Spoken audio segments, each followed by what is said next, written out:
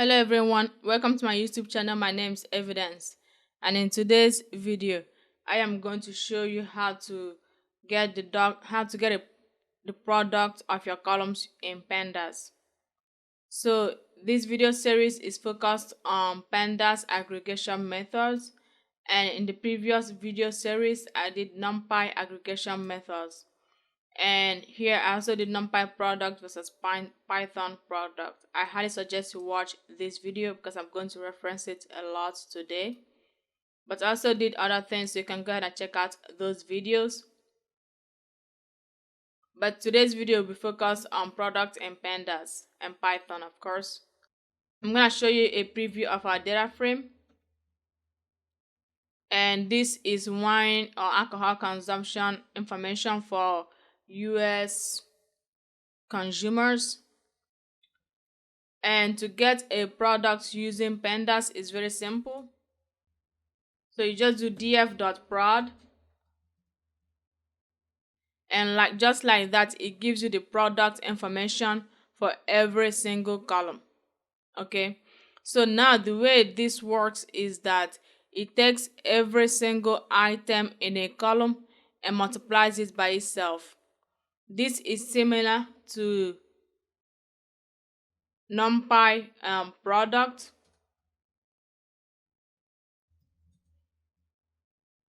So as you can see, it gives you the same information as NumPy product, but this DataFrame.product and this NumPy.product is different from NumPy.dot and NumPy.multiply.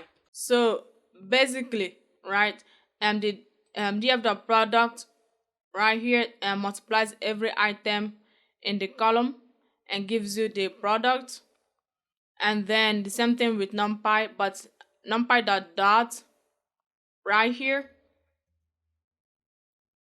it's going to give you the dot product of two arrays. Okay, and if it's a 1D array, to do inner product vectors, and if it's a 2D array or a matrix, it will do mathmul operation.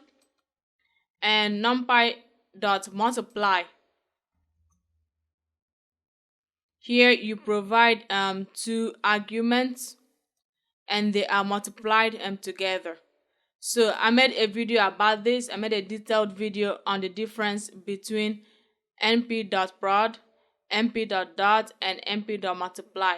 So go ahead and watch the video on NumPy product versus Python product.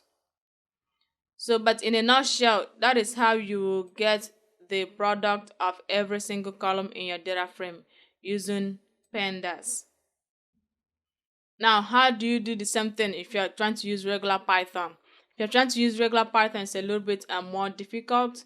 There's a couple of techniques you could use. You could do something like import eta tools, and then you can just do eta tools dot product, and this gives you the combinations. Okay, as you can see right here, it's asking for iterable, which means it's looking for a list. So if we pass in just a data frame, is going to throw an error. It just gives you the object. To actually get something out of this, you have to cast it into a list. So if you just pass in a data frame right here, it just gives you the column names, which is useless information. So in this situation, let's go ahead and pass in our beverages, and then pass in something like beer.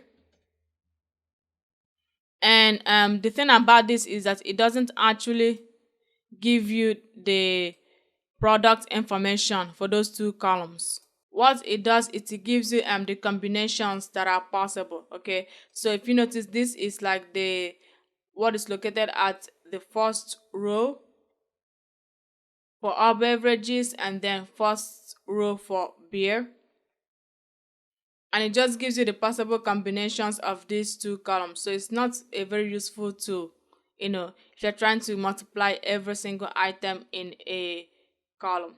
And the thing is, here you can pass in a third data frame if you wanted to. and basically it gives you the same information, but for like the three columns. And basically, if you want to multiply these three to get together, if you're interested in this information, you can just write a for loop that multiplies all of them together. You could do that, but I wanted to show you that this was an option. This is a tool that exists, but not very useful. Another tool that could be more useful to you is the Python math module, but this is only available if you have Python 3.8. So you can do import math and you do math.product, and then here you pass in different arguments. So if we go here to math.product, you see that it's looking for an iterable, which means it's looking for something like a single column.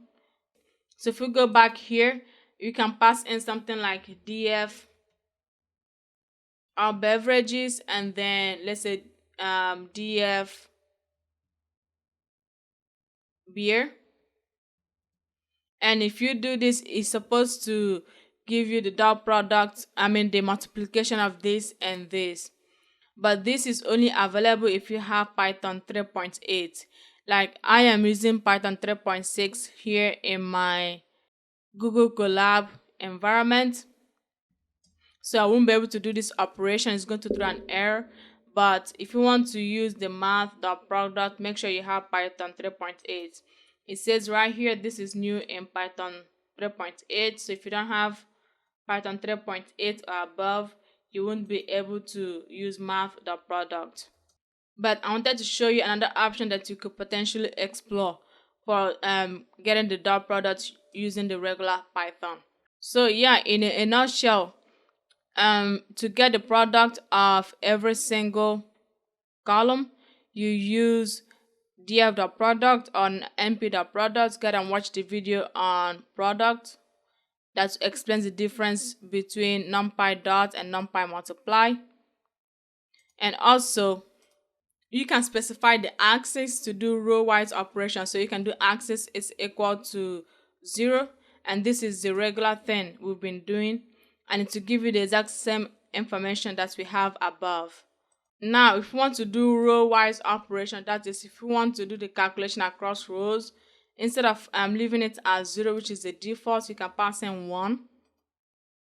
And here it gives you the product of every single thing in this row, every single thing in this row, every single thing in this row.